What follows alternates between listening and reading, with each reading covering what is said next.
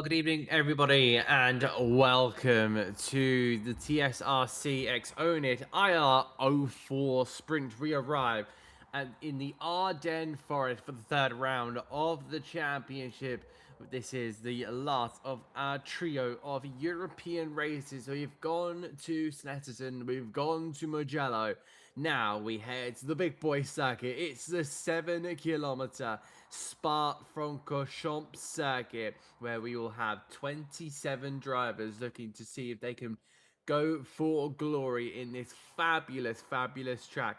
Let's have a look at the calendar then. As I already mentioned, we had Snetterton, we have finished off Mugello, and then we head to Spa-Francorchamps. And after this, we'll be over the halfway point of the season, where we then go to the Virginia International Raceway to North America, and then we'll conjoin with our two final rounds of the championship with Circuit Gilles Villeneuve, and then we head across to Asia for the finale in Suzuka.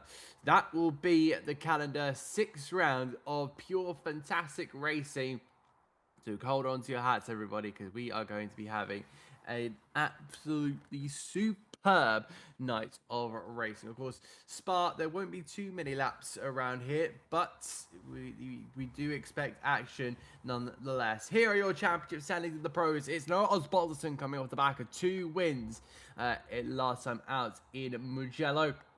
And then his Drive Lounge Racing teammate Zach Sweeney, who returns tonight. He was off watching the Spider-Man movie, so hopefully, Zach, you enjoyed that. But he comes off the back of a first and a second at Snetterton. Then we have Oliver Stone for the Attitude 3M Esports team with Janis Wenzel and Craig Tordock. And we find Ben Crook there in P6. Reece Saunders on 29 points. He's a point ahead of this trio of Tom Davidson, Andrew Pike, and Nick Clibbins. Bobby Moss will be in a P11 ahead of Bart Raven, with Ian Ranking in 13th, Hayden Miller 14th, Luis Lopez and Harry Shaw will be the last of your pro standings. We then switch over to the amateurs, and it is Josiah Annis for the Drive Lounge Racing team. He currently leads the championship by 8 points over Will Ellis for the AF Biscotti team. His teammate Alex Richards a further 6 points in behind. Then we find Josh Hodson followed by Harry Mason. Paul Smith for the Cracked Racing team will be in 6th ahead of Tony Preston with Aidan Howard 2 points back. He is joint on points with Thomas Martin, with Thomas Lowe running out the top 10. Lenny Hansen in 11th, followed by Jay Wolf, Gareth Ronda and James Stone Radford in a close intense battle between those guys, with Danny Morris in P15. Cameron Homewood comes in for tonight. Let's see how he can do with Garrett Page and Ben Holmes, who will not be attending tonight's race. Neither will Simon Norton after 2 did not start in Mugello last time around. We are looking to get into this qualifying session, so this is going to be really interesting, because you don't really get many laps around here. I'm going to suspect maybe 3 at tops here, so it will be interesting to see how these drivers go about. Just looking around down at the sector time, they're looking at a low 42 with the first sector. Craig Tordock doing a 42.0, so I'll be interested to see how that turns out. Sector 2's looking pretty good as well.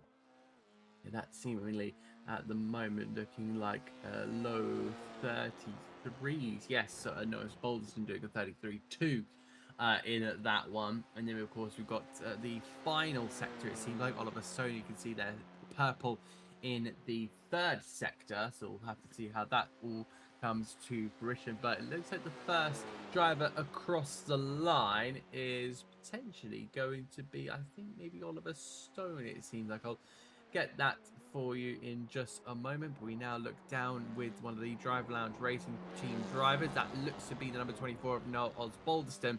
He'll head over the line now to set a lap time, and it will be Osbaldiston to the line first, 2:22.7. Oliver Stone just in behind, 6/10 adrift of the Drive Lounge Racing team drivers. Craig Tordock pops himself up into second. Zach Sweeney ahead of Oliver Stone, but they are separated now by Tom Davidson, who goes up into 4th. Really good times there. Bobby Moss popped himself up into 9th place, and you're already seeing some of the time that they spent 5 minutes doing an outlap and a flyer. So I expect them to maybe be able to do maybe another 2 laps. So 3 flyers is going to be a really, really interesting one. Here is Zach Sweeney then topping out at about just over 220 kilometers an hour as he powers his way down the main straight. That's down the back straight to say. That's about 130-40 miles an hour as he goes his way in toward the Lecombe chicane, then in towards Rivage corner. It's a downhill section, so really pushing on the limits is Zach Sweeney through the right-hander, trying to carry as much speed as he possibly can without the rear going round on him. Ian Rankin goes to 7th place, a great lap there from the Brisson. But we'll just see our drivers now making their way on toward the next sequence. Looks like Noah Osbaldson 1.65 in terms of his lap duration, so he completed about almost 70% of the lap so far. As we're now looking at the 3M Esports driver of Oliver Stone. The Altitude 3M Esports driver, really looking strong so far. He's put himself onto the 3rd row of the grid. He'll be alongside Ben Crook so far, but he's had a really good run of results so far. Thinking back to Snetterton, of course, Oliver Stone had a 2nd and a 4th, and then 2 second places in Mugello. So that for him, of course, puts him into 3rd in the standing. So Oliver Stone does still have a little bit left to try and catch the 2 Drive Lounge Esports drivers, but he'll make his way through the chicane and up toward the line. Noah Osbaldson goes a bit faster last time around, 222.7. Tordog goes a little bit closer, but Stone goes even closer than that. A 10th off, it seems like, by a exact then of Noah Osbaldson. So really good time so far. The track continues to just get the rubber laid down onto the surface. So it will be a really, really interesting point here, because it's going to start to get to peak temperature at this point.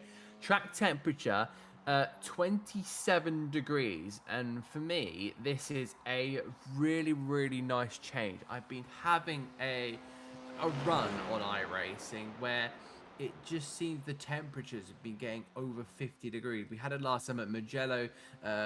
One of our interviewees was saying that the temperatures were hitting a 52-degree peak on the tracks, and the tires were just burning up. And then we had, I think I did another race last night involving Porsche Cup and Barcelona, and again those temperatures were into the high 40s. So that was something to really consider at the time. But this is really nice to see Spa-Francorchamps having the little bit cooler conditions. I expect that to maybe go to 30 degrees. I'm being notified through various sources that when we get into the heat there, we have our highest chance of rain. It could come, it might not, it might just stay overcast. But yeah, don't expect too much. But yeah, if you see the cloud rolling in for the sprint, or yeah, for the sprint race I should say, yeah, do expect that to maybe be a little bit careful on that part. So we'll now look here to the number 24 of Noah Osbaldson. His teammate currently sitting down in 4th is Zach Sweeney, so he's still missing a 10.5 is Mrs. Sweeney.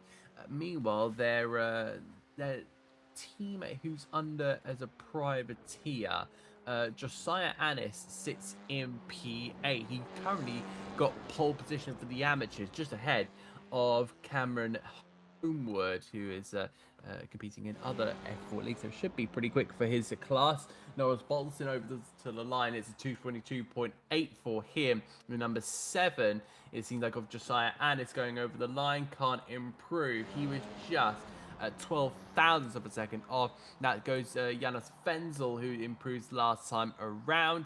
And these are going to be the final critical laps. The clock hit 0, and that is it then for qualifying. I did predict it, and it was about 2 to 3 laps that drivers were able to get. So this is going to be the qualifying results then. It's Noah Osbaldiston on pole position with Oliver Stone in second. Craig Tordock will be in third with Zach Sweeney in P4. Ben Crook will be in fifth, followed by Tom Davidson, Janos Wenzel. Ian Rankin will be there on the fourth row of the grid. Josiah Annis will start the fifth row of the grid. He is the pole sitter in the amateurs alongside Bart Raven. Cameron Homewood will start in 11th. Nick Clibbens will start in P12 with Andrew Pike and James Radford. Another one of our amateurs with Josh Hodson in 15th and Will Ellis in 16th. The ninth row of the grid will be Ben Holmes and Bobby Moss with Harry Mason and Aidan Howard, who returned for the oNiD Racing team. He'll start in 20th. Then onto the 11th row, we find Thomas Lowe and Lenny Hansen with Jay Walsh alongside Thomas Martin. It'll be Tony Preston and Danny Morris to round out the 13th row of the grid. And on the 14th row of the grid, with no time, it is Paul Smith. So we'll see if he grids up for this race, which was set to be a really, really intriguing one. So that is the grid then for our qualifying session. We just wait now for our drivers to load into the session. There is your pole sitter, Noah Osbaldiston, a 5.5K iRacing driver. Just shows the strength of the entire field. We're missing a couple drivers, including Oliver Stone and Zach Sweeney, who might be making a couple of adjustments to each of their cars. So with this gridding coming up very, very shortly, we will put the 25 minutes on the clock, and then we will be going racing here in Spa-Francorchamps, one of the most legendary circuits in motorsports. You know, you don't really get too much better than Spa-Francorchamps. Maybe you could have the Nürburgring in Bathurst, but it's definitely, no doubt, a top 5 in that case. Zach Sweeney just popping up there at the bottom of your picture. We get set for the lights. They're about to alight just ahead of the drivers. Clutches in, build the revs, watch for the lights, and we go racing in Spa-Francorchamps. A good start there from Noah Osbaldiston. Looks like Oliver Stone cutting off Craig Tordock on their way down towards the first corner, and it looks like he's got away scot-free as Noah Osbaldiston, as they make their way out of La Source and on towards turn number 2. Then they'll head their way down the hill and on towards some of the most famous corners in motorsport. It is Rouge and Radion, and look how close there Zach Sweeney is to the back of Craig Tordock. He has an interesting stat here, but I won't mention it just in case I get a jinx. It's always a thing of, you know, the minute you find out there's a pattern going, it just gets completely wiped. So they'll make their way down the Kemmel Straight and in towards their comms. There goes Oliver Stone moving out to try and maybe make an overtake. Round the outside goes Zach Sweeney. He's got the inside for Malmedy, and then through to turn 7. It'll all be in a line. Now, Noah Osbaldiston has to try and maybe off-put Oliver Stone here to try and get his teammate on his way through there, but you're just seeing Craig Tordock sticking his nose there on the inside as Ben Crook continues to battle as well. He's got to also put his name in the gauntlets. He's now got Tom Davidson in behind, but it looks like the field managing to get away scot-free. Looks like Paul Smith did eventually get going, so he has managed to grid up and get away here. Oh, that's going to be an incident. I think I've just seen... no, that was a bit of blipping, so don't you worry. Zach Sweeney fans, all one of you, he's all right. He's just still sitting in third for now.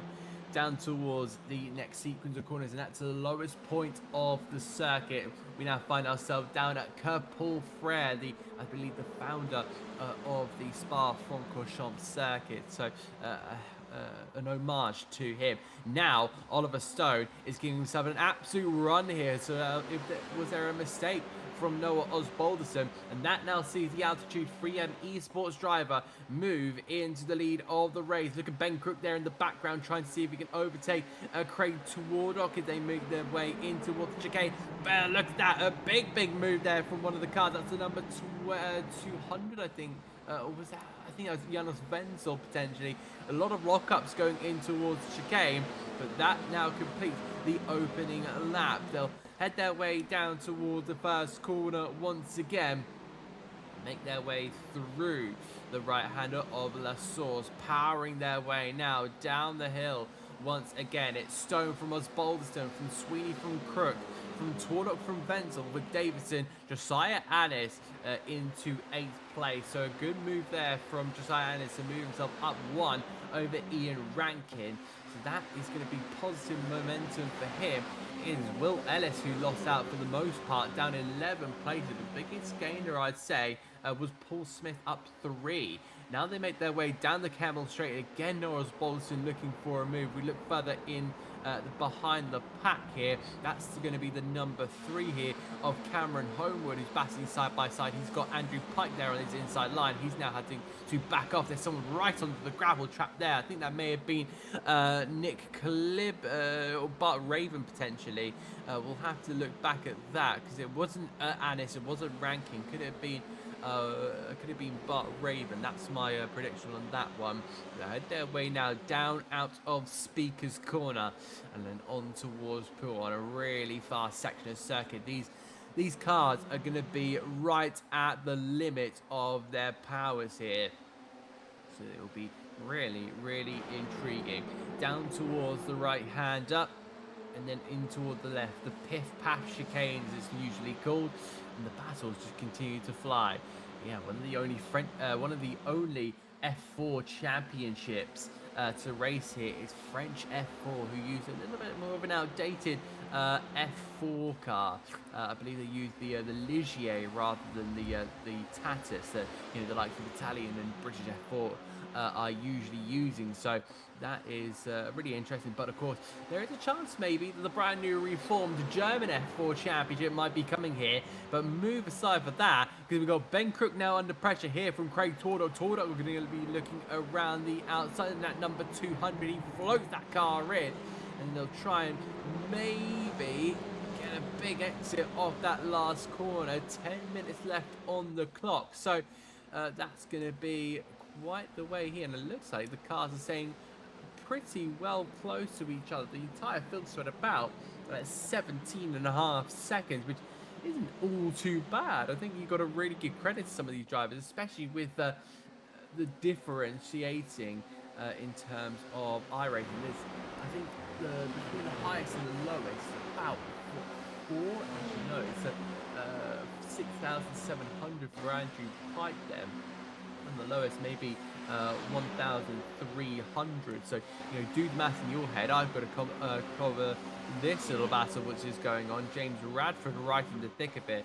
I think he's got Homewood right in front as well, and that number 3 he does going to try and fight that around the outside for the Dogs team. But in behind now he's got Josh Hodson May, who's going to be looking for an overtake in his brightly coloured Pepsi Max sponsored car.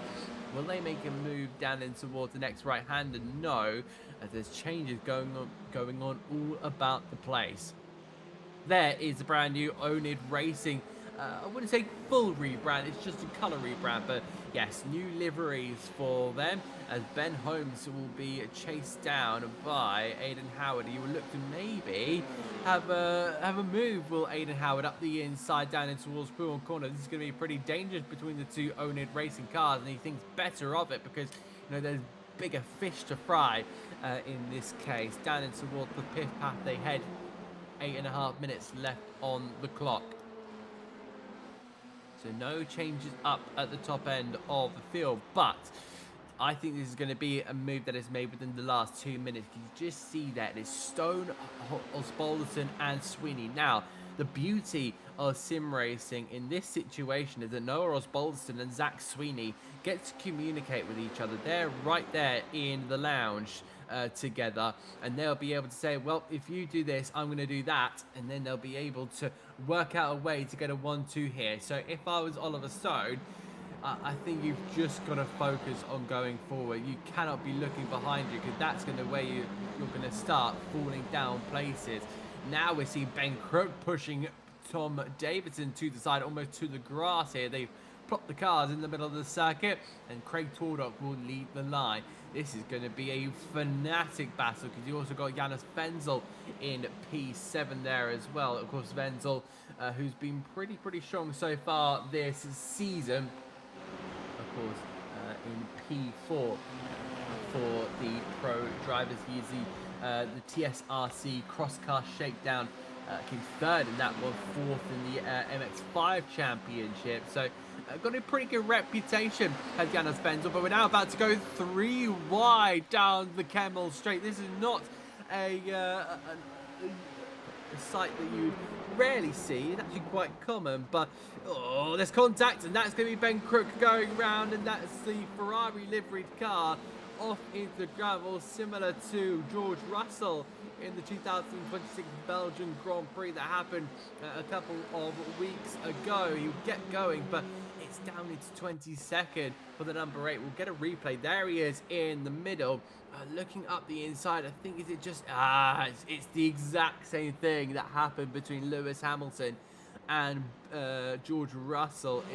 You can just see that snap of oversteer from the car on the inside, which I believe was Nick Clibbins in that case, or was it Craig Twardock? I can't quite remember off the top of my head. But that now means that Tom Davison's going to look to push on forward. Clibbins will be under pressure from Wenzel, and Craig Twardock might even want his name in the gauntlet for the battle for 5th place, but he's not going to be able to do it in that way as he kicks up a little bit of dust on the exit of the Fagnes chicane. Now we make our way through Purple Frere and up the hill towards Blanchimont. You're seeing the slipstream just being absolutely emphatic in this case. There's been a change for the lead, but let's stay on this one for the moment, because this is going to be 3 wide. This could also end in contact right around the outside. Going Jonas Wenzel, he's now got to get the inside line for the next corner. Down towards the chicane. Oh, it could end a little bit nasty. And it looks like Wenzel's going to hold it around the outside. And that is going to be Oliver Stone. Oliver Stone's had a mistake off the final corner. He is slow. He's dropped to 7. And look at the lead as well. That's changed here because Zach Sweeney's into the lead of the race. Unbelievable stuff. I'm sure there's going to be multiple replays that are going to be coming at me like a freight train. This was Oliver Stone got boxed in by the 2 drive-down cars. A little bit of contact. Oh, and then gets lifted up onto 2 wheels by what I believe was Zach Sweeney, who was second at the time, then managed to get a run on his teammate and then went over for the lead of the race. But here comes Oliver Stone. He's looking to try and see if he can get back here on the cars in front. He's going to be trying to go for a 3rd place, but at the moment he's boxed in with 4.5 minutes to go, and he's spun round. Oliver Stone is going from bad to worse to a nightmare for the Altitude 3M eSports driver, and he's very lucky not to be colliding with anybody else. Of course, it was a good result for his Altitude 3M eSports driver teammate Harrison Crowther, who was just come off the back of Kart Masters, where things didn't quite go his way. He jumped in a Porsche last night around Barcelona and put in a really good result, managing to get a 2nd place. So that was a really strong result for him. But yeah, he's not quite repaying the favour in the F4 Championship this time around. Down towards the right hand and then on the Fagnes chicane. And oh, and someone's gone off in the background. That's going to be Josh Hodgson. That is, sorry, Bobby Moss. My apologies. I just saw Hodgson go down the order, but it looks to be Bobby Moss who's had me having. No, they both had an incident. They've hit each other, and I wonder if there's going to be suspension damage. With Hodgson down here. Oh, what on earth happened there? That must have been Netco, because that was so strange. On board with Bobby Moss here. Oh, the rear went round. The rear just slowly but surely going round. That's one of those. That seems like, I hate to say this, but it seems like one of those just embarrassing spins. You know, where the rear just goes on you so slowly, and then it just, you know, flicks around and puts you in the grass or the gravel. Now the sun has come back out, and I'm sure we're going to be seeing those track temperatures starting to soar. And somebody who is going to be soaring is going to be Zach Sweeney, who's in the tow of Noah Osbaldeston. He'll move to the right, move to the left. Look at Osbaldeston planting his car in the perfect place. We're about to go 3 wide multiple times here. This could get all sorts. Is that almost... They're trying to make it 4, could be 5 at some point, but no, I think that's the number 7 of Josiah Annis thinking, no, best not to do that. Janus Wenzel sweeps home for 3rd place. That's a 2.48 of Ian Rankin, almost having a bit of a slide on the rear end with 2 minutes to go. This is where stuff is going to get frantic and fast. Through they head on toward the right-hander. Rankin is going to keep pushing on forward here, but this train is going to keep chugging along as Harry Mason now finding himself on the outside line. He is at the mercy of Aidan Howard. Aidan has managed to get on through beautifully, and now he's going to try and invite Ben Holmes through round the outside. That's the brave one, and he's done it in fine fashion, but he's gone a little bit too wide and will invite I think Mason's come back at him. I think also Ben Crook is trying to make his way through the field, and that's exactly what he's doing after his earlier spin in the race in the Ferrari livery. Tips it in towards the second part of Fania, and oh, that's going to be someone off into the gravel. So another place for some of these drivers. It's Nick Clibbens. The rear wing's gone. Rear wing gone, suspension damage. Look at that rear left. It's going to appear onto the track, and oh no, that's not good whatsoever. This is Clibbens now making his way through Lafania, and again the rear is just starting to go on these cars, backs it into the barrier. The rear left suspension is pretty much balked to this rate. That's what the best word I can use. He's found himself at the bottom. Found himself at the bottom of Paul Frere now. We go onto the white flag lap with 30 seconds to go.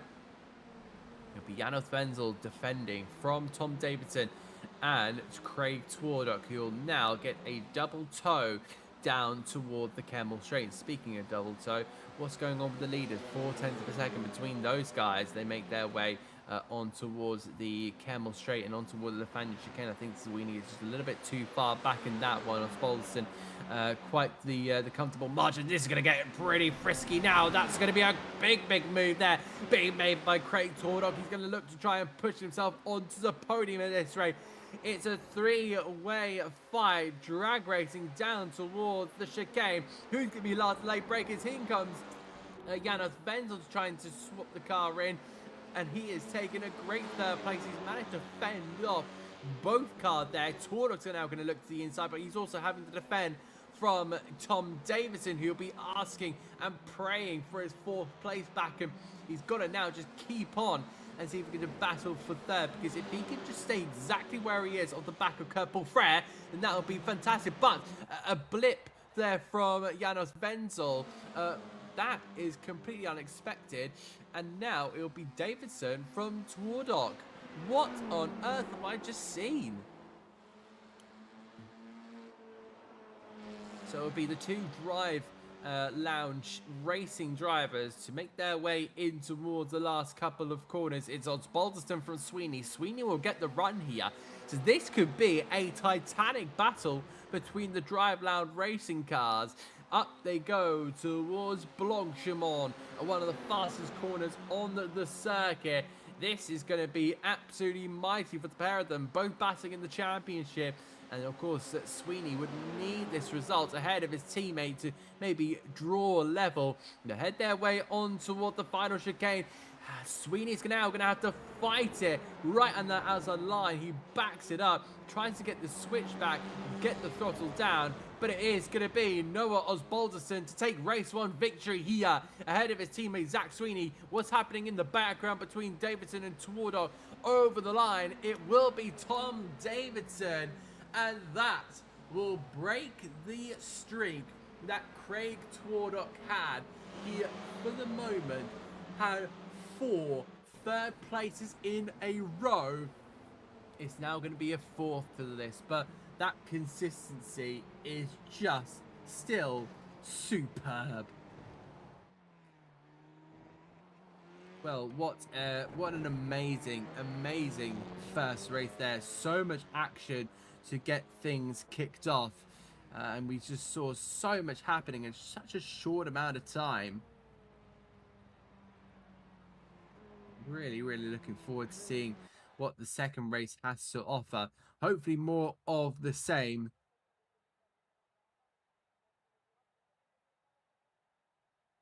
And there are your results. It is Noah Osbaldiston ahead of Zach Sweeney, with Tom Davison in third and Craig Twardog in P4. It's Andrew Pike in fifth with Bart Raven in sixth with Oliver Stone and Ian Ranking. Then we find Josiah Annis in P9. Fantastic win for the amateur with James Stone Radford in P10 and Cameron Homewood rounding off the podium sitters in that amateur class. Ben Crook will be in P12, followed by Harry Mason and then Lenny Hansen, with Ben Holmes and Jay Walsh will be in 16th. It'll be Thomas Lowe, followed by Thomas Martin, with Paul Smith and Tony Preston. And then we make our way down toward the further ends of the field. It's 21st for Will Ellis, 22nd for Josh Hodson, 23rd for Aidan Howard, who made a mistake near the end. Danny Morris will finish 24th. It's a DNF for Janos Wenzel, Nick Clibbens, and Bobby Moss, who will be the bottom three who didn't make the flag. And I think there will be a lot to contend with. And we now go into the warm-up. But I think there was most definitely a really solid race. I think you couldn't have really asked for too much better. Maybe if we still had Oliver Stone, batting as part of that trio for the lead, that would have made it even more tense, and they would have been the main star of the show for that last lap. So I think that will be something that, yeah, we'll really look to keep a keen eye out for in this case. So really looking forward to seeing how this all kind of pans out for the second race. But yeah, we just saw so much excitement within that first race. You had Craig Twardog battling. You had so many three wide moments. It became very natural, it seemed, for our drivers out there. So there will definitely be some learnings for some. There will be there'll be things that drivers will be looking to adjust, maybe in terms of setup, or their mentality towards the next part of the race. But yeah, I'll be super interested to see how that all kind of works out in this case. So with warm up 12 seconds away from being completed. And of course, the grid will be a top 10 reverse from that first race. So that will be potentially our second place driver in the amateurs.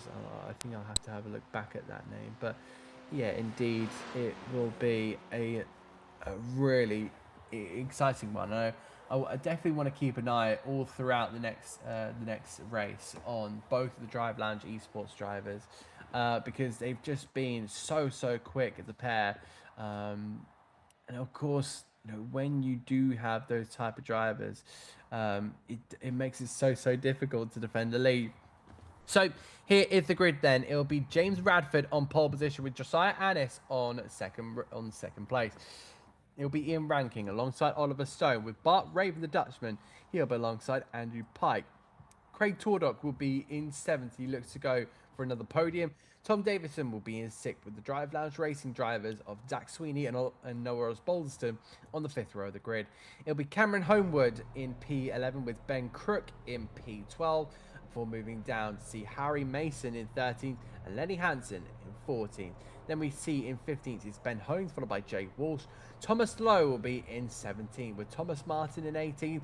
And then we find Paul Smith and Tony Preston on that 10th row of the grid.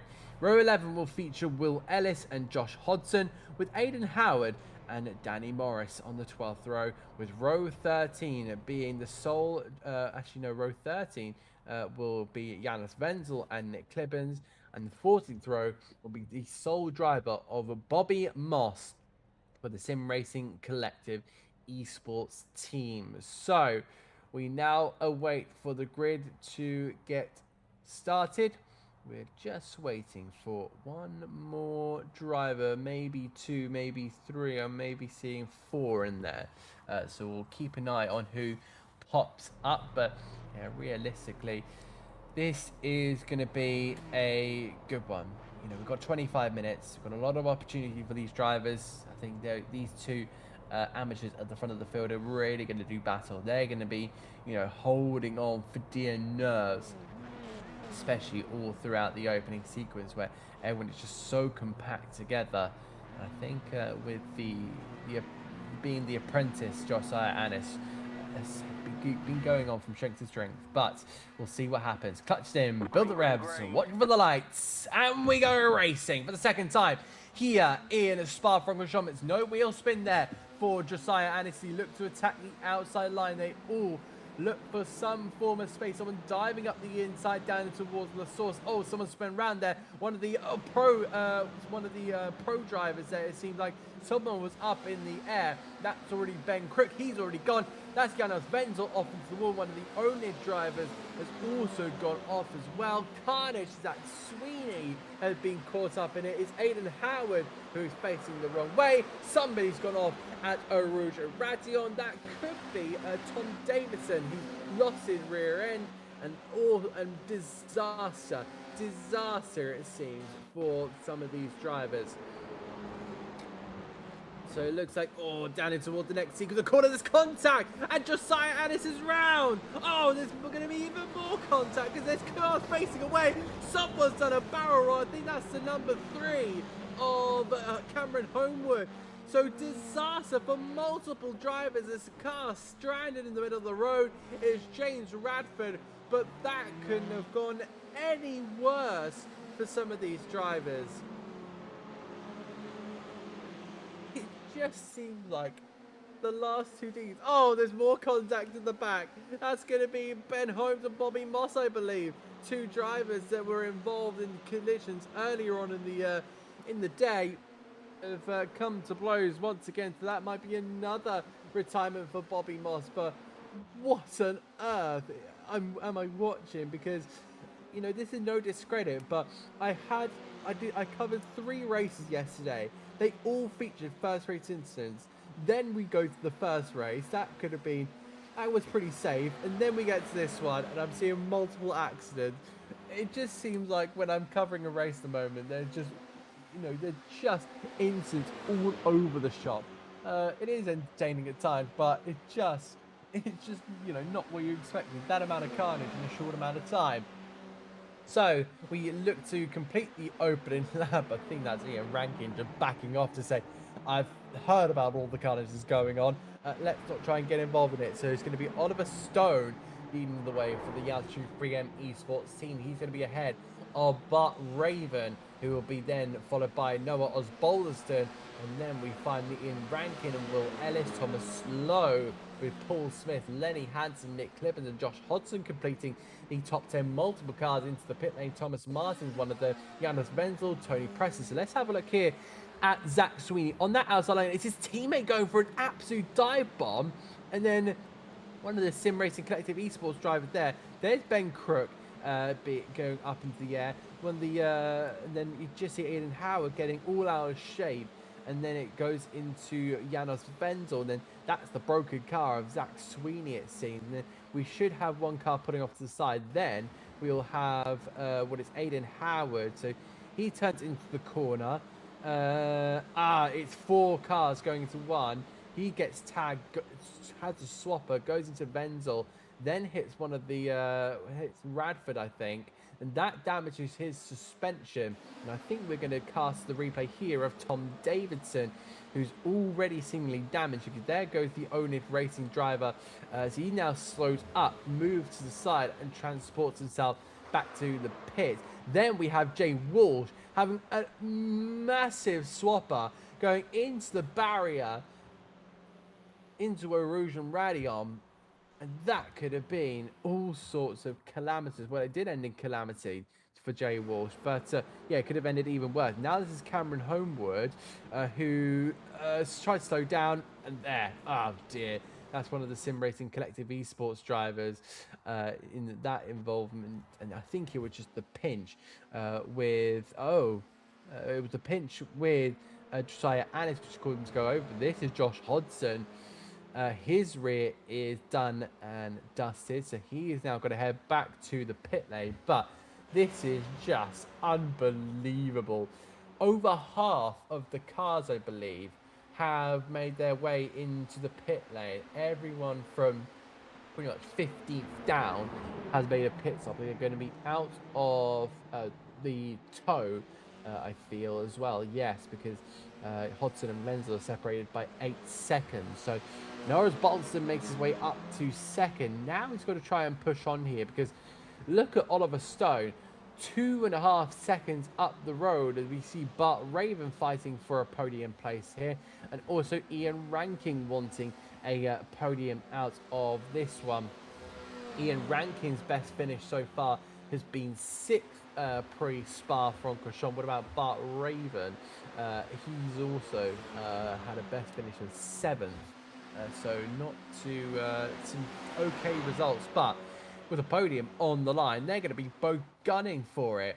So there is the number 11 of Oliver Stone. Another car, I think that's the 500 of Ben Holmes, who's now gone a lap down. And Noah Osbaldson has got to try and close a big lead here. There goes Thomas Lowe up to 7th. Craig, no, he's just sitting there in P7 for now. I think he's just chasing down the 6th place car of Hansen. So we'll have to see if that gets embroiled into a big battle in just a moment's time. Of course, Thomas Lowe down as a privateer, but I believe he's with the Dogs Esports team. There goes the number 7 of Josiah Annis in P10. So yeah, he got involved in that earlier skirmish, but they've managed to walk away from it fairly okay. Not entirely sure how, because remember, as I said, everyone from 15 downwards has made a pit stop. That means that Josiah Annis has not. He's now trying to defend here from Paul Smith for the Cracked Racing team. He's also got Nick Clivens in front of him. So now you see with, there you go, with Josiah Annis, he's really struggling, I think, because he should be on a similar, if not faster than Paul Smith behind him, but that F4 car just seems like it's wailing for help. Does Josiah Annis's. So we'll have to see if that if he makes his way into the pit lane, or if he just has to try and go with it. But yeah, this would be a disaster, I think, for Josiah Annis, because he's going to be outside of the amateur podium placage for the first time in this season. At the moment he sits in 5th place, because yeah, Paul Smith is now going to try and go past, and there's the 33 of Smith. It looks like Morris is also going to be looking to get involved in the battle as well. He also knows there's big positions up for contention here. I've just spotted down the front left of Annis. Can look at the front wing, it's slightly bent. There's Danny Morris going almost right into the back there of what seemed to be Paul Smith, then spins on his own. Then you've got right in front of him Nick Clibbens, who's had an error, and I think that's now going to be Bobby Moss making his way with quite the momentum behind him past Danny Morris as they make their way down the Kemmel Straight. Now you look here to Josiah Annis once again. You can see the front wing is slightly bent on that F4 car. Paul Smith will now move up into 4th place in the amateurs. So that was quite the interesting battle, and important one if all else. And now they've got to try and hunt down Thomas Lowe, who I expect to be quite a difficult catch for the pair of them. Ray Twardock now in 7th. I believe, I don't think he got caught up too much in that battle. He definitely didn't come away with damage.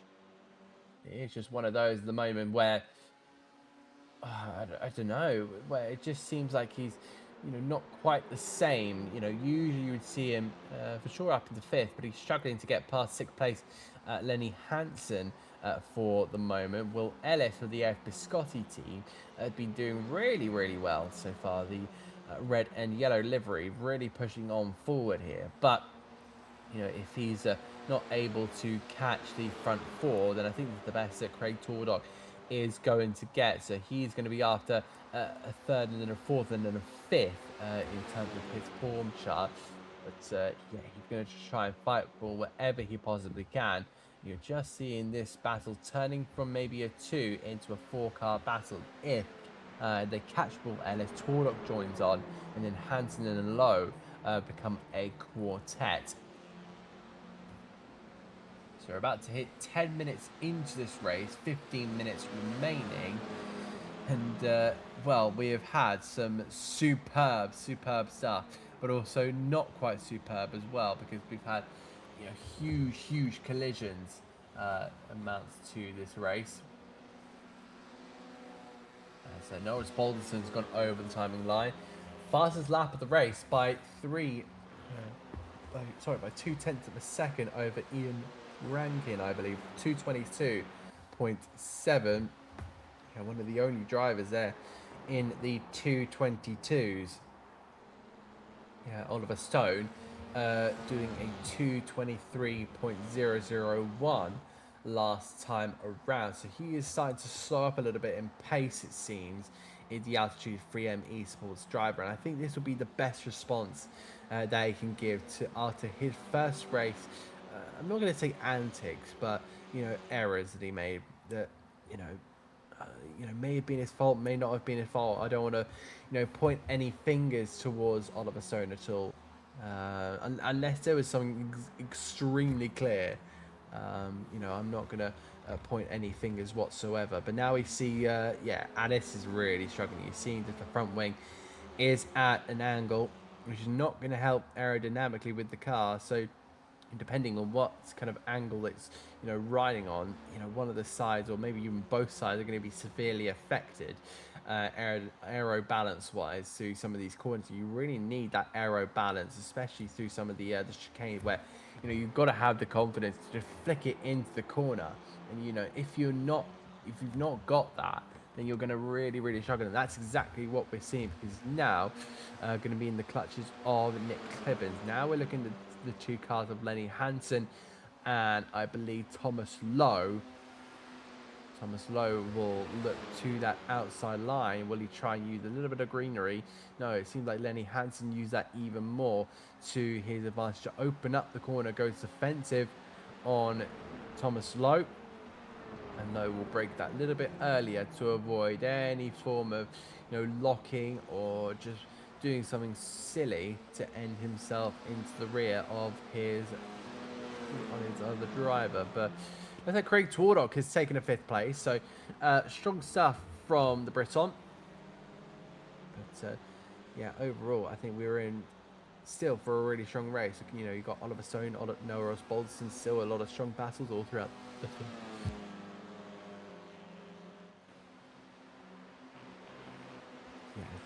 That was very close to a sneeze, and that never normally happens. But it looks like there are going to be a couple of cars still not going back out. Tom Davidson, Andrew Pye, Zach Sweeney, crucially, Ben Crook and Jay Walsh are the ones that have decided to call it a day.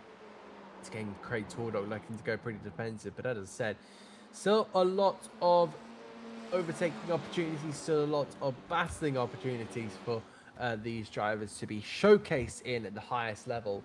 But right now there's a lot of big gaps going on, and that's not always what we like to see, because they all kind of started with that first lap moments as Craig Tordock having a big old twitch there out our speakers. And it just seems like Will Ellis is going to drop in behind. Now Will Ellis may have been thinking about the amateur battle in that case, because he's currently leading it, but only to Lenny Hansen and Thomas Lowe in behind. So if he just gets stuck behind Craig Tordock, or Tordock just continues to accidentally back him into those other two drivers in behind, then that's going to really see big problems build for the number 6 car of Will Ellis. Oh, sorry, the 999 car. My apologies in that one. But he's got to try and maybe make a way on through at some point during this one. They head their way on towards Blanchimont. Thomas Lowe will now look to try and put a move in here against Lenny Hansen. Hansen will keep to that inside line because he knows that he has that inside line initially. It's just trying to get the exit for the outside. And again, I think Thomas Lowe just being a little bit tentative on the brakes then. Just doesn't quite have the braking power that the other drivers have around him. That may be something that he will look to try and have him think about. As Paul Smith has had an error, he's dropped behind. He's dropped behind Clibbins. He's dropped behind Anis, and now into 11th. Those the Cracked Racing Team drivers riding the sausage curve goes Josiah Anis. I think that's just continuously down to the broken car. So it really hasn't been the best of races for the Drive Lounge Racing team. As there goes Josiah Anis pulling over to the side of the road, thinking, yep, this car is way too damaged, and it is out of the race. Josiah Anis, oh, what an awful moment there for him. He's still comfortably leading this championship, but this will go into his drop score then, which I'm sure he won't mind in taking.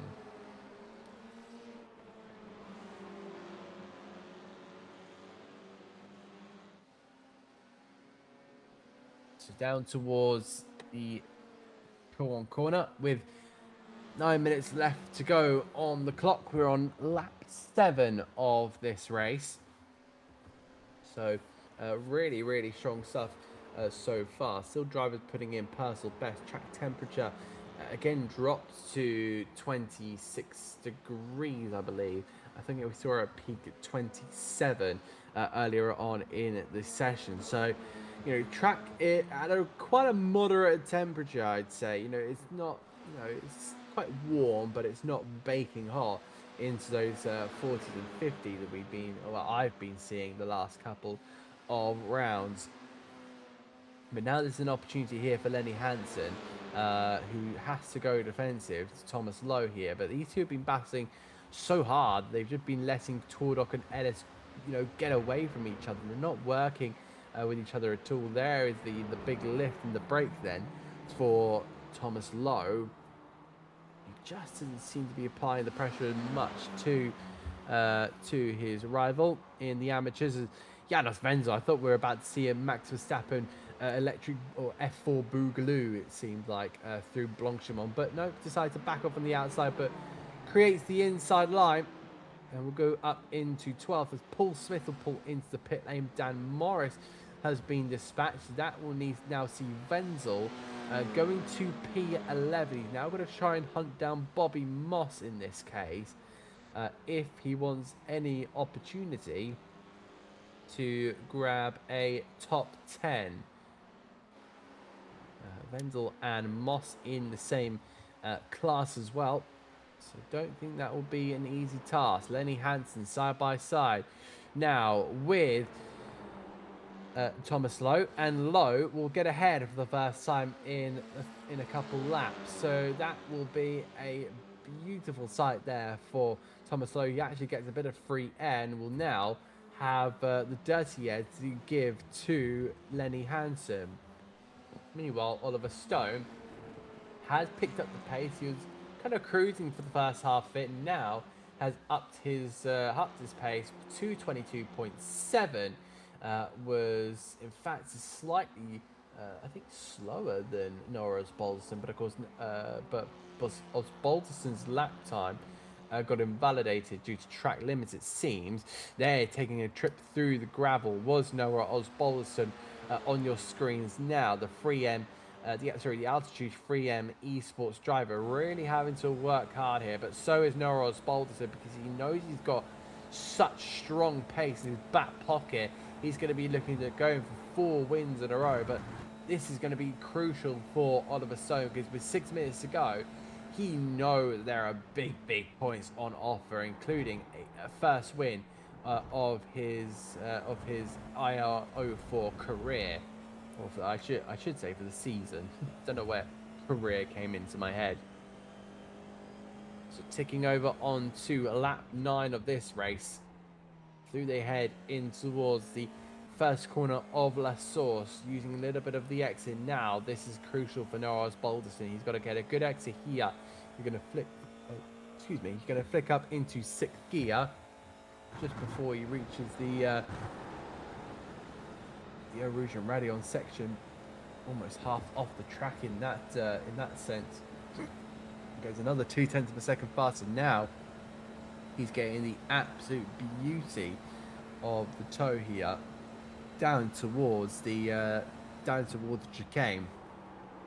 Through he goes on toward the right, in towards the left, and I think Oliver Stone is just feeling a little bit of pressure behind, looking in front of him as well.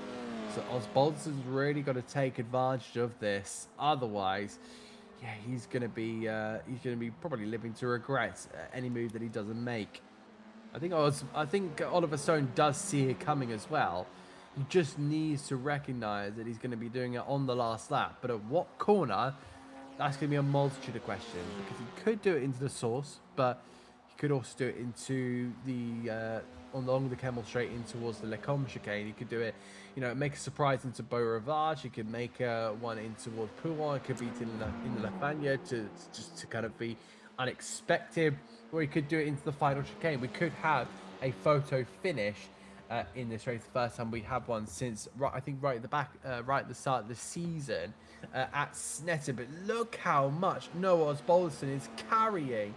So much momentum, so much speed in that bottom corner. It's just the one before Curve Paul Frere.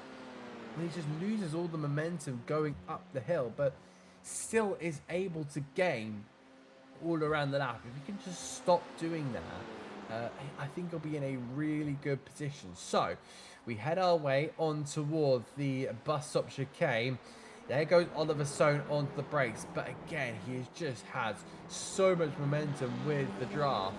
Does Osbaldiston. I think he knows exactly what he's going to be doing. So he'll cross over the line, and then it should be 2 laps to go between these two cars. I think Osbaldiston's going to do as much as he can to just hold himself up, but not Oliver. He can probably flick up into 6th gear and just try and hold himself so he doesn't, make a move, because you can, it is possible in motorsport to accidentally make a move, but I think he just has so much trust in his speed that he may be able to make the move now. Down the Camel Straight, Oliver Stone is going to go defensive, and he's got no way of defending this one. Noah Osbaldiston moved to the lead of the race, but Oliver Stone is going to be trying to go late on the brakes, manipulating the air. Is there going to be contact between the two? Almost, but just squeezing on through. It is a brilliant move there from Noah Osbaldiston. Now Oliver Stone just has to try something, but it just seems like in the pace that he's carrying, he's just missing that crucial piece. And I'm sure that he is going to be having that little one-up on Zach Sweeney, because he knows that his teammates in the pit lane, in the wall, and he is in the lead of the race. He's the only points. He's going to be the only one getting points for the altitude, not for the altitude 3M. It's going to be Drive Lounge Racing. Aidan Howard has picked off P16 after being involved in that first corner skirmish with Janos Wenzel. So, it's been some really good racing there. Some of the biggest gainers, plus 17 for both Nick Clibbons and Bobby Moss. They're in 9th and 10th for the moment. Up 14 for Janos Wenzel, who's in 11th as well. So he's got up 14 places. And then up 15 for Will Ellis, the 999, up into a P6 position for the AF Biscotti team. That's really good stuff. And that's exactly what you get rewarded with when you avoid all the chaos. Aidan Howard having to go pretty defensive. He's got Tony Preston in his rear view mirror. But yeah, it's been a solid day for Aiden Howard. Oh, it's wide. There goes Tony Preston. Yeah, Preston won't be happy with himself. We now look to Lenny Hansen. This is going to be the last lap of this race. We are on to lap 11 of this race here at Spa-Francorchamps. The frantic waving of the white flag from our Grand Marshal right there on the tower. But again, Hansen will be the one to go defensive here. Will Lowe be able to try and find a way through? This is going to be one of the last ditch attempts. I think Lenny Hansen's also going to see if he can then try and make the pass down towards chicane, because remember, we know that Thomas Lowe is quite tentative on the brakes, so he'll move ahead in this one, try and squeeze off Lenny Hansen before anything happens. But they'll still continue side by side, so really good defensive driving there for Lenny Hansen, but he has opened himself up to a threat here as Tony Preston looks to make his way down the inside of Aiden Howard. I think that move is going to be done as they move their way up the Camel Straight. But as we say, as we've seen already, the manipulation of the air can really cause these two cars to go side by side down into towards chicane. That's when things are going to get a little bit frisky. So we'll look to this battle, then we'll cut to our leaders. Well, we do that anyway, and we now see Oliver Stone in primal position, but he's got one of the hardest opponents on the grid to make this move. Noah Osbaldson 222.5 last time around to go to do the fastest lap of the race. This is just strong pace from Noah Osbaldson. Has he made a dip into the outside gravel and head their way through Blanchimont? Where is Oliver Stone going to place the car? He almost goes into the side there of Noah Osbaldson. Osbaldson's going to stay pretty defensive. He's going to have to try and swoop his car into the inside line. He cuts it off. It is 4 wins in a row for Noah Osbaldson. He will move to the lead of the championship as Ian Rankin comes across the line to take his first podium of the season. Meanwhile, here comes Hansen, here comes Lowe. It's a lock-up from Hansen. They'll make their way to the line. Lowe goes the long way around. That is going to be off the track here. Over the line they go. It is Thomas Lowe who takes that, but I think Lenny Hansen will be up in arms about that one. What an incredible race this was, and Tony Preston still sitting behind Aiden Howard, but it seems like Howard may be a little bit defenseless in this case. You've just got to try and be hard on the brakes, you know, but how much pressure do you want to put on your brake pedal? Look at that right around the outside of Aiden Howard. Howard's still on that outside line, but he's got great braking power. Has Howard in towards the right, in towards the left. He's going to keep that P16. A great stuff. Great moment as well for Aiden Howard, for the oNiD Racing team, the highest of his drivers as well. And then we wait for the last drivers across the line. We're waiting for Thomas Martin. We're waiting for Cameron Homewood and James Stone Radford for the dogs. Yeah, it looks like a negative of 19, and we'll see the checkered flag for James Radford. Oh, that's going to be a little bit of a downer, down notes there, I'd say, for James Radford. But there he is heading in towards the final chicane. He'll look to just complete the lap out with no qualms, no problems. And there you go, the 20 cars that did make it to the line. Despite there being 27 starters, we lost 7, which we will go through in just a moment's time when the results do eventually load up. And here they are. It is Noah Osbaldson, your winner, from Oliver Stone and Ian Rankin. Then it's going to be Bart Raven ahead of Craig Tordock in P5, with Will Ellis in 6th and Thomas Lowe in 7th. But I think that is going to be one that may be investigated against against him and the battle between Lenny Hansen. But yeah, they finished about a 10th between each other. Then it's going to be Nick Clibbins and Bobby Moss around at the top 10. Janos Wenzel could only muster up 11th for him, with Danny Morris and Harry Mason. Josh Hodson in 14th, with Paul Smith and Aidan Howard in 16th.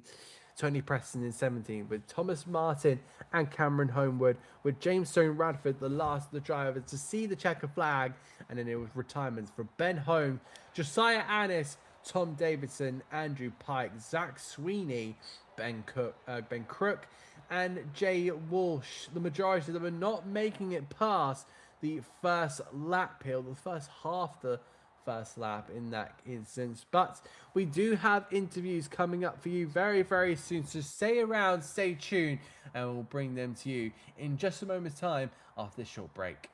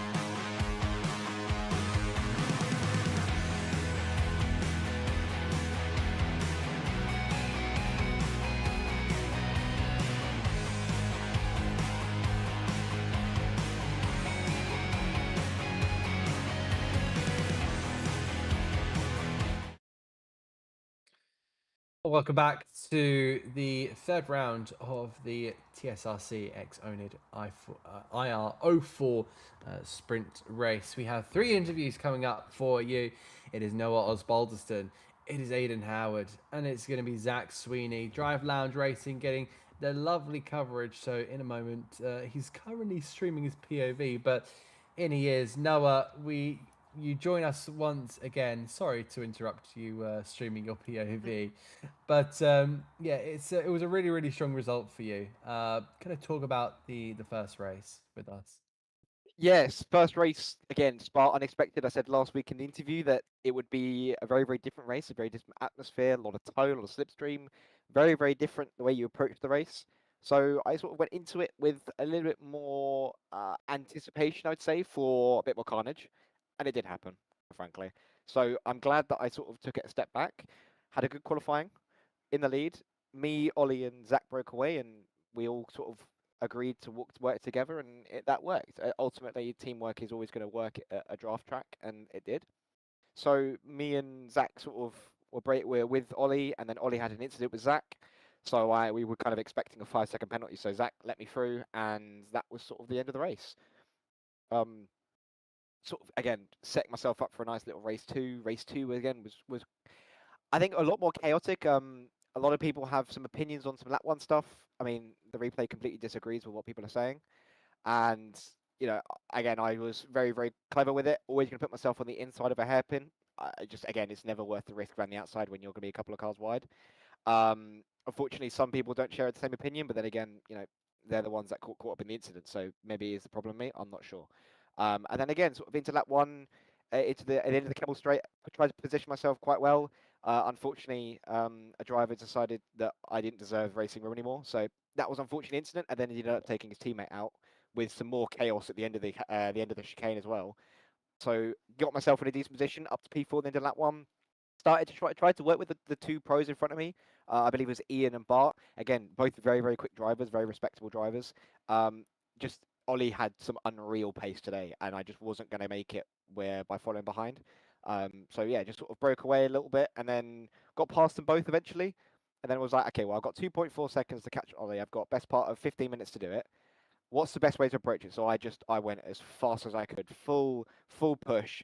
Ollie was doing the exact same, and I think just that I had maybe a tenth advantage, half a tenth advantage on Oliver. And end of the day, that's kind of how I find that that's what won me the race today. I think just having that slight tenth pace advantage going into the weekend, and ultimately I had enough laps to catch a 2.4 second lead.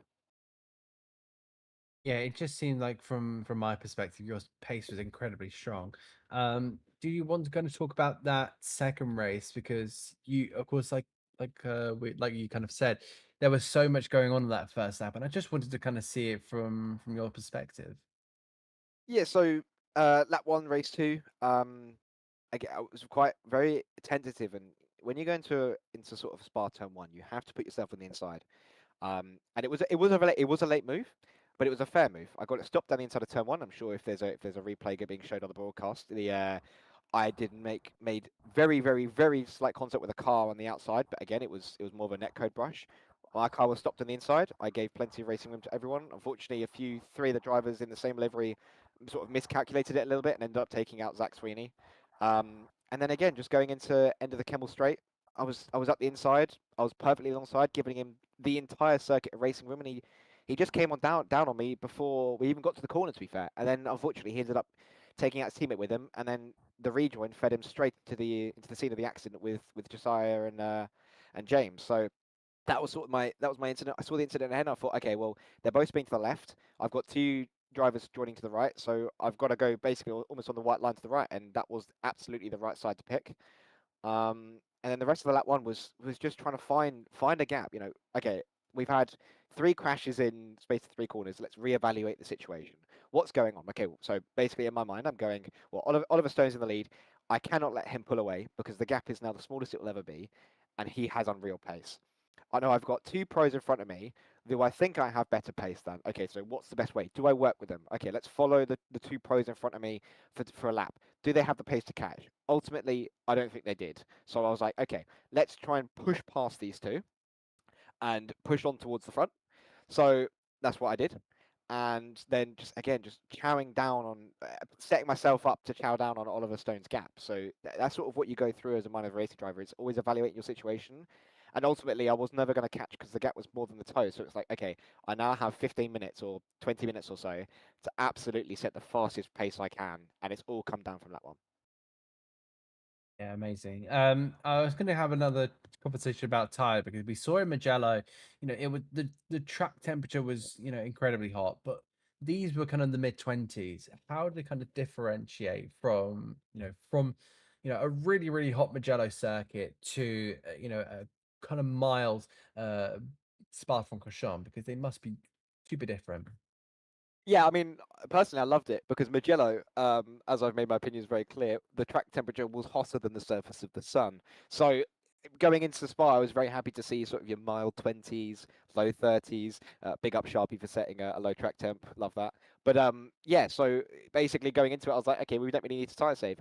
Yes, 25 minutes is quite long for the F4 car. It is. It's a lot of stress on the car, as it would be in real life. But with the low track temp and how smooth you have to, because you have to drive Spa very smoothly to be quick. If you drive smoothly, you're going to naturally look after the tyre, and looking after the tyre was going to win the race. So I'm a lot happier that I didn't have to. It wasn't really a factor in the race, if you could look at it in that sense. But still, a something to be aware of in the 25-minute race, regardless of what circuit you're going to. It's always going to be a factor, slightly. Indeed, really, I kind of agree with you in that sense. Let's kind of move on because we got Virginia International Raceway, which is going to be a whole different kettle of fish. You've kind of come off the back as a team, a little bit of a poor second race. So how are you going to kind of regroup and really work on kind of perfecting yourselves, or nearly perfecting yourselves ahead of Virginia? Because, as I said, it's going to be a whole nother challenge on that one. Yeah, I think the team we didn't. I wouldn't say we had a poor race. I think we just had a difficult. We were stuck in a difficult situation, and the training and plan will not change. Like our plan is flawless. It's been proven to win races across multiple series. So the training and the planning is not the issue. It's again learning the circuit. Is VAR something I'm going to start plow loads and loads of practice into it? No. Why? Because it's the same as Spa. It's a very toe heavy track. Yes, you can break away from the toe, which is why I like Virginia. But as a driver, I've done Skip Barber Esports there on their North Circuit and their main circuit. So it's something, a track I'm very, very familiar with. Not sure how much Oliver Stone and Zach Sweeney have done around that circuit, but I know that I would be definitely again in the same situation where I'm going to have, fingers crossed, some really good race winning pace. Ultimately, I think it all just depends on how your first sector is, because Virginia, the first sector on that first lap, will decide your race. And I think that is something definitely to have written down for every single driver is if you do not have a clean sector one or a first lap and the gap is above 6 tenths, especially if that driver is very similar pace to you, that gap is going to really struggle to bring down. So yeah, going into it, I think we're going to be focusing on mainly the first sector and qualifying because qualifying is a really essential part to Virginia. So that's sort of what we've got to look forward to. But fingers crossed, we're going to make it 6 wins from three races. So that's the aim for me, and I'm just glad that from today I could extend my championship lead, regardless of unfortunate incidents for my teammates. Mason, one more from me. Is there anyone you would like to shout out? Yeah, thank you English. It's gone out of my head now. Thank you to Drive Lounge. That's it. Thank you to Drive Lounge for again providing some fantastic coaching abilities. You know, the last few days I've been recording a podcast, Apex at the Lounge, Mhm. so that'll be out soon on YouTube. The podcast, and I was in Norwich yesterday as well, doing the driver training for Josiah again in person. It's a fantastic venue. Definitely worth a visit if you're near Westfield, London, or Norwich. So that's basically I'd like to thank them for setting me up and thank you to Sharpie for not making the track temp genuinely melting the tyres. It's fantastic. Really appreciate it.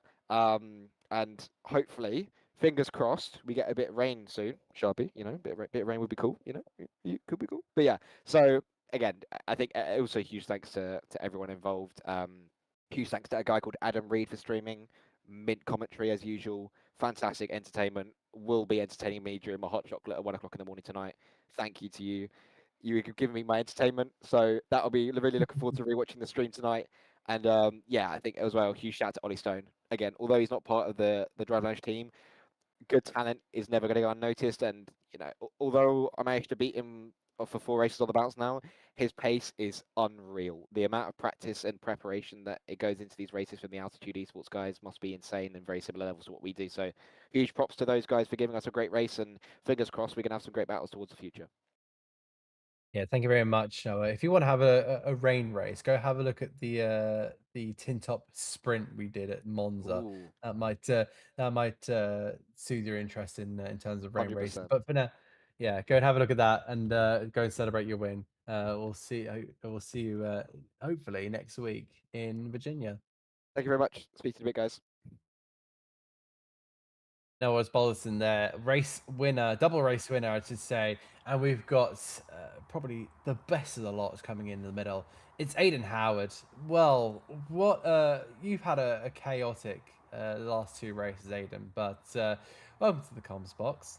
I know, weird for you, but Yeah, go yeah, kind of let's talk about that opening race because it was a quite the difficult one. You know, you're trying to get up on your feet. It seems like in a class in a field of drivers that is ultra competitive. was. But for the majority part of it, it was really good racing. If we want to talk about that race, let's not talk about the last lap fun. It's fine. It's all good. No, it was really good. For the large part of it, it was to get the head down and just racing with people, giving each other space, and there was some fantastic fighting with I can't remember the names. I was just driving a car thinking, oh, it's coming. You know what? While I'm driving, it's like that's another car. I don't register a name. It's like okay, he's going to fight me. He's going to be inside. He's going to give me space. That's fine. So forgive me for not remembering names, but whoever I fought with until me and my teammate had an unfortunate coming together on the last lap, it was brilliant. I loved the first race. Second race, unfortunately, blinded by a bit of sim racer rage. Jumped the start, and then got tagged turn one, and then it was just driving and waiting for other people to mess up. But is what it is. It was for the majority. It was actually quite a fun evening. Yeah, you seem to always approach these races with a grand smile on your face, and I think I love that. I love that about your kind of racing character. Let's go through that second race because it was ultra tough for you, especially in the first half. But you know, with others dropping off like flies, you managed to get a really solid place. I think you could definitely give yourself a pat on the back for that. P16. P16, I think it was P6, P7 overall in AMS. If I can't quite recall, but yeah, it was good. I mean, that race is always going to be right. Go for the pit stop, get the fast repair, go do the drive through, and see what happens. And yeah, it was all right. I mean, it was just me, and I caught up with P16 eventually, and we had a little ding dong in the last few laps, so that was fun. But as I said, I'm more the fact of just getting the car, drive, and see what happens. You know, if you have a good race, great. If you have a crap race, sure, whatever, it happens. You know, just get head down and start racing and see what happens. And you know, I think that's a good example of that today, where it was basically, you know what, I've not had the greatest of races. I had a good start to the first race. In hindsight, that's a silver lining. But yeah, it is what it is, and we move on. And bless Ben Holmes as I think he's messaged me already. Oh yeah, we've already had a conversation about the lap, the final lap on race one. But I was just trying to drag him along because we were all fighting for like a gaggle of 5 or 6 cars, and we just wanted the only cars to finish. And yeah, it was just a bit of a miscommunication with car placement, unfortunately. Oh, bless you too, for your own racing team. Just want to also say before I move on to my next question, liveries are fantastic. They really do stand Yeah, out. we have Uh, worked so hard to get that right, and it's the rebrand. We were planning it for end of this year, but then we just everything came together for this August, and it was like, you know what, we're all set. Let's go for it. And yeah, we're all the admins are dead chuffed of what we've been able to do, and the changes we've made as well in the server. And yeah, the liveries just look incredible. Absolutely love them. yeah, definitely. I want to say myself, big credit to everyone at oNiD for racing team for that kind of. I called it a color rebrand. I hope Yeah, that's hope that's correct in that case. yeah, that's But it's definitely a refresh. indeed. If I say these three words, Virginia International Raceway, does that kind of give you a bit of happiness in that case, or does it scare you a little bit, knowing it's the next round? I think in these cars it's going to be difficult because they thrive on high speed. Give them a slower speed circuit. If I recall what Virginia International Raceway is like, it does have some high speed at that first sector going into like the curvy bits through the middle sector, and then you've got a long back straight, which is going to be another toe kind of straight. So if you don't have anyone to drag off, you know, it's going to be difficult. But again, it's just a case of this race, you know, you needed someone to drag you on a little bit, and then they all went off in their own clusters eventually. But I think it's going to be another race, but like that. But that first sector is going to hurt. I think the tires, especially on fixed setup, I tend to lock up on slower corners. Hence why I love circuits like this, where it's a bit more high speed. I can carry momentum, carry downforce. But yeah, we'll see. I am as I go into every race. I don't set myself expectations. I just go in and see what happens. And the same for this race. I'll be same for any race I do. Yeah, amazing. And before I let you go, is there anyone you'd like to shout out? Yeah, oNiD Racing and all the wonderful people there, all of our support is Ben 22 Racing for the fantastic liveries that we have on the Formula 4s, along with all the other liveries he's done for the rebrand. Racing Stronger, our mental health kind of side of the oNiD team, who've got our own dedicated support channels there in oNiD, Simhound, for some wonderful gear and the sim rigs and the gloves that they do. It's brilliant. Yeah, and also for SimGrid as well. Can't forget them. They're our community's all on SimGrid now, so they've been also been a great support as well. So that's yeah, I think that's everyone. Apologies, I missed someone. It's gonna be an embarrassment. No worries. I'm sure you can maybe repay that in Virginia next time around. So look after yourself, Aidan. We'll see you in 7 days' time when we head to Virginia. Take care, chaps. Aidan Howard there for oNiD. And welcome into our last one. It is Zach Sweeney. Welcome into the box. A bit of a difficult one, a bit of a mismatch, I'd say. But let's go into qualifying first. A decent qualifying session. How did you feel about it? Yeah, how's it going? Quali was pretty decent, to be honest. P4, I think I got probably the most that I would have done. Maybe there was another tenth or two in it. I was lacking for pace a little bit, limited practice and stuff, and just time on the rig. So, um, yeah, overall, just managed to sweat out some practice again. Big thank you to Noah for his data and coaching and stuff, and the pair of us as well. We're using this as a way to help develop Josiah. So, just good for us to have a bit of a pedal about at the front and have a laugh. But yeah, still good to have been on the pace. Still good to have been within 2/10 of pole at such a long lap.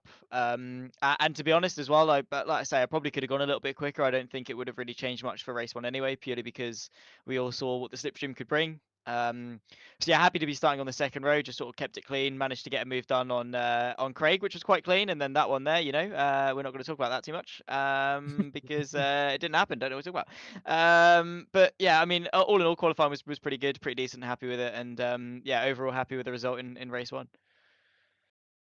Yeah, indeed. That it seemed like a really, really strong race for you in sprint in the first race, but the feature was a bit troublesome. Let's kind of talk about that because you know it's it must have been a bit downbeat for you. Yeah, to be honest, these races, like I say, I wasn't completely on the pace, but the one good thing I will say about myself in the sim is that I tend to be slightly more intelligent than the people around me. In the bluntest way I can possibly put it. I tend to analyze situations a bit better. Tend to put myself in the right positions, avoid incidents, and just sort of outsmart the people around me. To be honest, especially in, like I say, in races like this where racecraft is a lot more important than raw speed. So it's a shame not to be able to use that in the reverse grid race. Sort of, I was already speaking to Sharpie and Andrew about it, but the whole my mentality going into it was I didn't want to get checked up on the inside by going for a move and maybe getting turned across and getting damaged that way, or by going on the inside and getting checked up, having to slam on the brakes.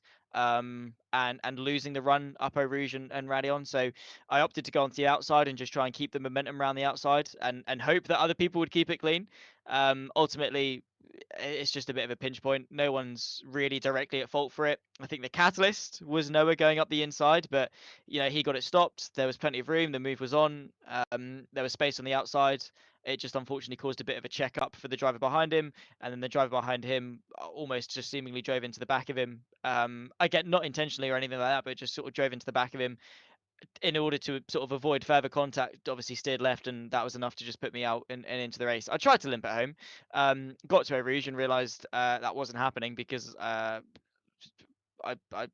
just didn't turn.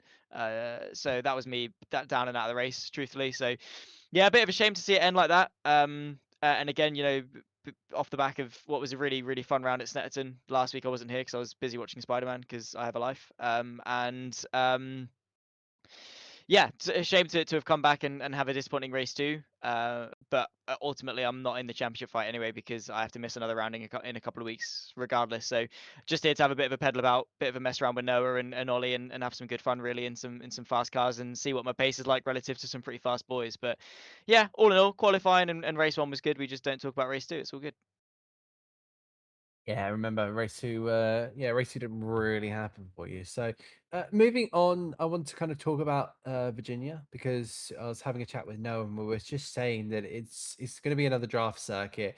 Is that going to be one where you think it's going to be similar to Session, where you're really confident around, or is it going to be something similar to Spa, where, as you're saying, you're a little bit more off the pace? I'm not. Whoa, that's savage. It's all right if I say I'm off the pace, Adam. Like, don't you start coming for me, mate. That's just it's diabolical, bro. No, I've not really done too much around Virginia, to be honest. As a circuit, it doesn't overly interest me too much. Not surprised that obviously Noah knows all about it, especially with the first 5 letters of the word. But nonetheless, he spends a lot of time in the sim. He knows the circuit, so you've just counted the first 5 words of the circuit. That's good.